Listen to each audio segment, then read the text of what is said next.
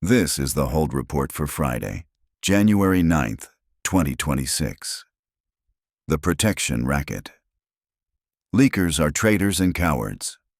Donald Trump.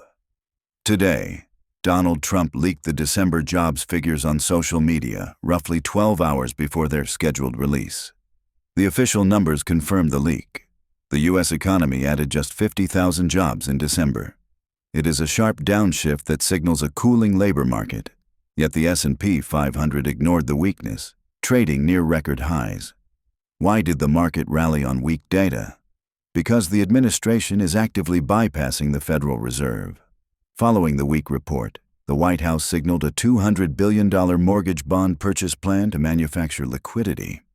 The civil war between tech and defense has evolved into a broader theme of imperial stimulus. Investors are aggressively buying sectors where the government is becoming the primary customer, the primary backstop, or, in the case of energy, the primary conqueror. And the war market has opened a front on American soil. In Minneapolis, protests intensified after state authorities confirmed the FBI has blocked their access to evidence in the shooting of Renee Nicole Good by ICE agent Jonathan Ross.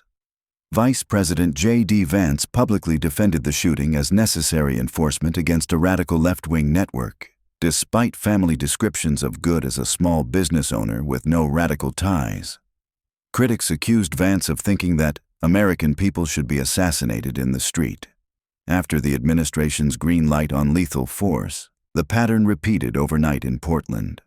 DHS agents shot 2 people during a traffic stop, immediately asserting a vehicular threat before independent investigators could arrive. Former acting ICE Director John Sandweg warned that putting agents on the front lines of crowd control creates a toxic stew. The market is pricing in a grim reality. The proposed $1.5 trillion defense budget will siphon in part to ICE agents, funding a transition from law enforcement to regime preservation, where federal agents operate with qualified immunity from local law.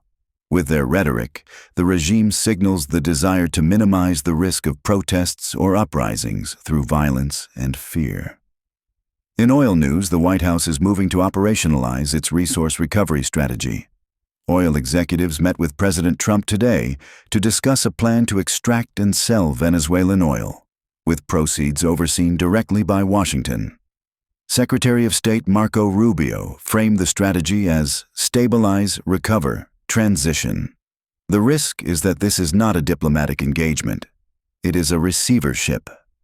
While Trump claimed to have canceled further military strikes, U.S. naval assets remain on station. The market is treating Venezuelan crude not as a commodity, but as a managed asset of the U.S. Treasury. In other empire-building news, the administration is applying commercial real estate logic to nation-states. Greenland is floating a meeting with the U.S. that excludes Denmark, responding to Trump's overtures that treat the territory less like a sovereign nation and more like a distressed asset. In Colombia, President Gustavo Petro talked Trump down on the phone. Trump had previously called Petro a drug leader who had better watch his ass, and remarked that invading Colombia sounds good to me. But after the Wednesday night call, Trump tweeted, "I appreciated his call and tone."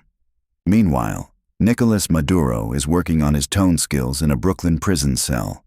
As oil executives break ground, AI executives hit walls. XAI lost to the court of public opinion, restricting its Grok model today after it generated at least one non-consensual, illegal sexual abuse image per minute of women and minors for weeks. Leading up to the shutdown, Elon Musk cracked bikini jokes and mocked critics like a 4chan schoolboy until finally realizing the magnitude of his crimes and pulling the plug for non-paying users. The Financial Times defined the new era today: patrimonial leadership. Historians argue the president is less a fascist than a modern mafia boss, a leader who believes in neither the state nor society, but in an extreme capitalism where government is a family business. Like a chieftain, he deals one-on-one with rival clan leaders, bypassing institutions to cut deals directly. Venezuela, Greenland. He does not seek war for glory, but for profit. The market's rally today is a recognition of this shift. The White House is forcing mortgage rates down. The Department of War is forcing consolidation. Federal agents are forcing stability with live fire. The free market is over. The family business is open.